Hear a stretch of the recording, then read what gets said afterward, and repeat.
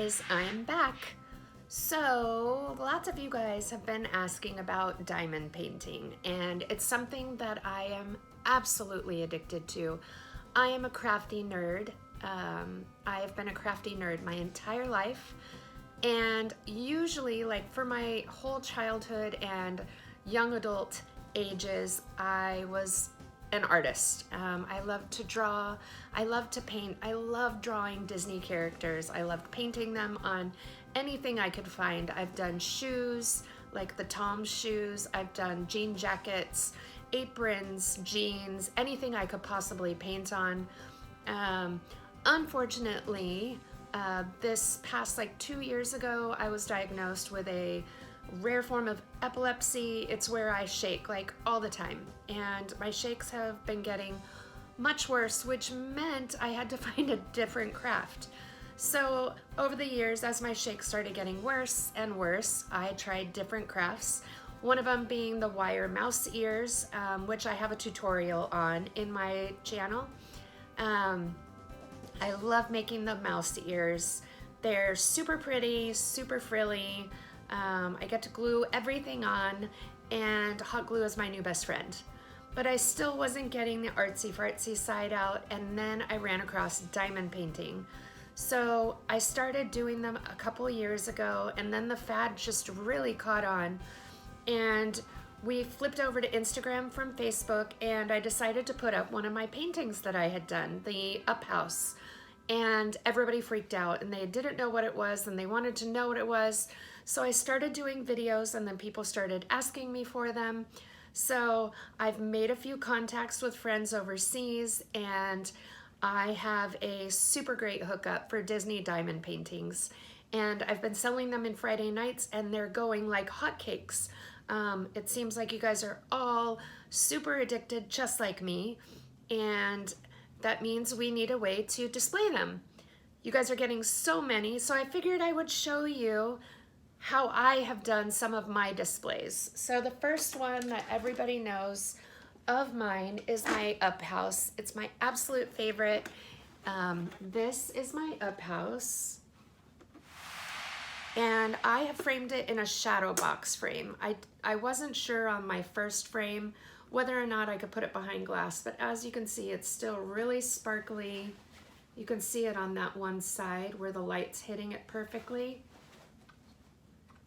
So in a shadow box works great. You can just, you trim off your sides. I actually glued it to the back using tacky glue. You can also use fabric glue or the fabric two-sided tape. You can run it across like a big X and then a square border, and that will attach it to your back plate.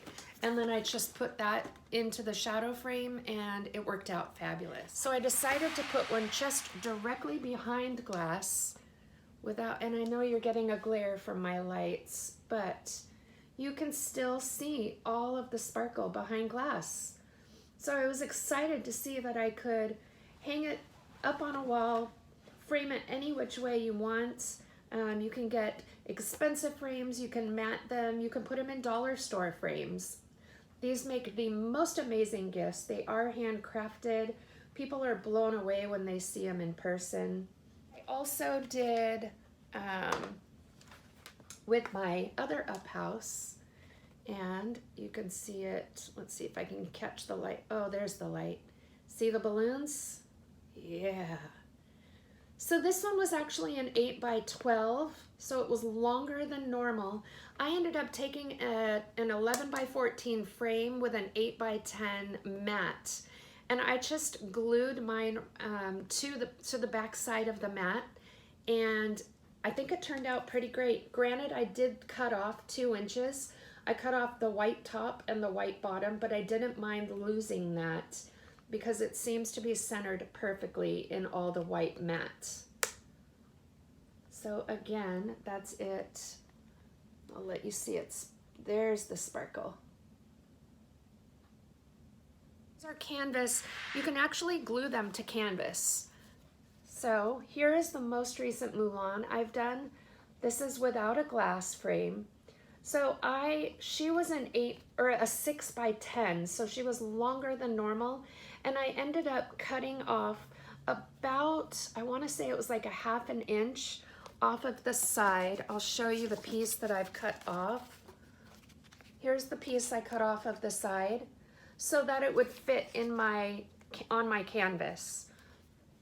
I then used tacky glue on the back side of her, and I do a big rectangle tacky glue around the back, and then I swirl it around, going in like a big spiral until I hit the middle.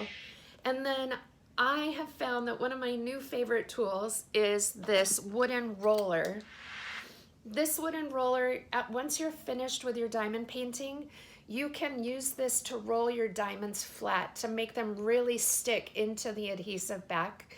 It means that you won't have any popping out or bumping up or sticking out in any way. But I ended up using this to roll on to the canvas, so it spread out the glue on the back side and made it so that I don't have any lumps at all. It's just a smooth, flat surface. And that means all of my diamonds are gonna shine and sparkle. There they are, look at that. Like, are you kidding me? Look at that. I think I'm now in love with a solid black background just because of that. Then I got a little more creative and I found a wooden plaque. You can find these at Michael's. They're in the wood section. And I have mounted a diamond painting onto the wooden plaque, which you can drill a hole or add the picture mount on the back so you can hang it on your wall. But they do it here with the same tacky glue, and as you can see, it's still sparkly. The one thing I did, since this is not on or behind glass, I used my tacky glue around the edges, and I put a thick bead of glue going all the way around the edge just to seal the edge in. So it actually is like, you can run your finger up. I think you can hear. I'm really kind of plucking at it and the diamonds are not falling off. So I feel really good about her being solid on there. One thing I have seen is people will take Mod Podge and they will run a coat on top just to seal the diamonds in. If it's going to be handled a lot, if you're going to be touching it a lot, that might be something you want to be considering. But if you're just hanging it on the wall, I don't think it's really necessary. So here is Ariel, Day of the Dead. Found at Michael's, the cutest thing ever. And this is an easel. It was a chalkboard on one side and a whiteboard on the other. I think this is so great for on top of your desk. So I decided to keep the whiteboard. I like using rainbow colored dry erase markers. So I figured the whiteboard would be a good thing to be able to write whatever I want on this side. And then I put my crystal painting on the other. And I'm gonna let you see that up close. And again, I just used tacky glue, and I'll show it to you real quick. I have a bottle right here. This is the tacky glue that I've used. I think it's Aleene's, am I right? Yeah, Aleene's tacky glue.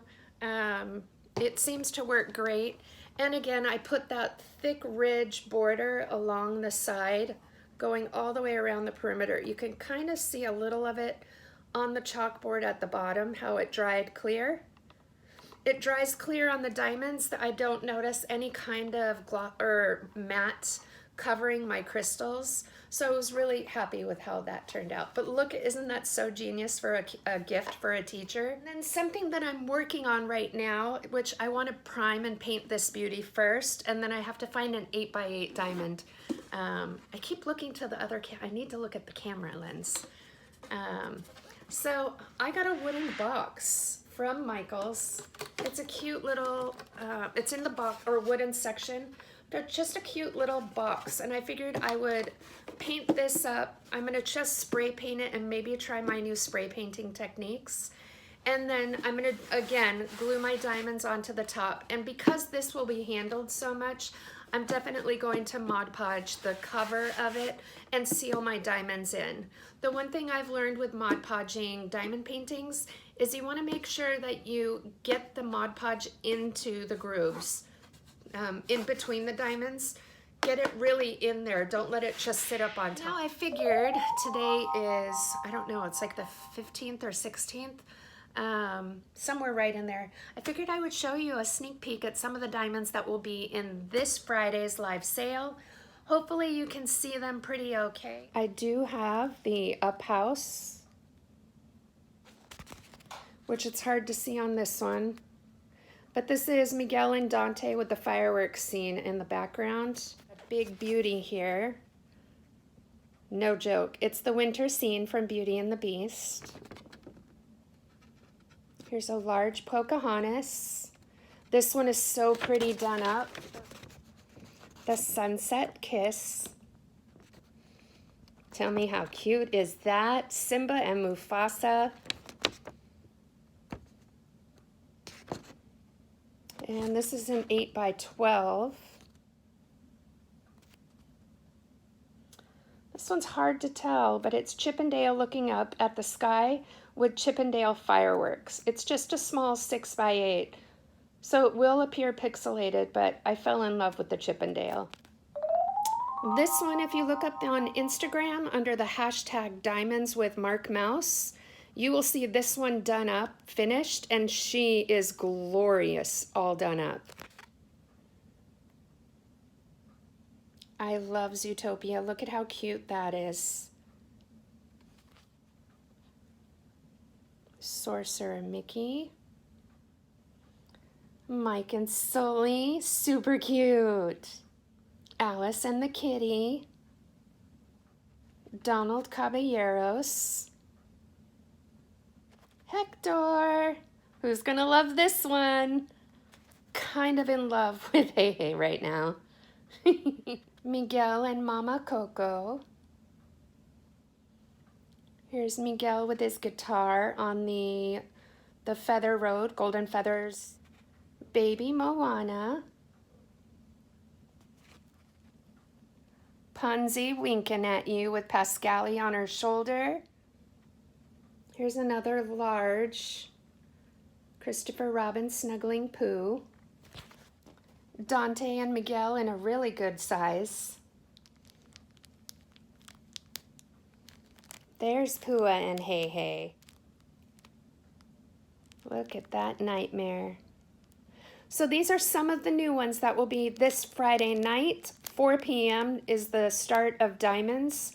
And at around 5:30 p.m. we usually start the pins. Pacific time, Disneyland time. So we'll see you Friday night. Make sure and subscribe so that you can keep seeing all of our wonderful paintings and goodies that go up. And we'll see you again soon.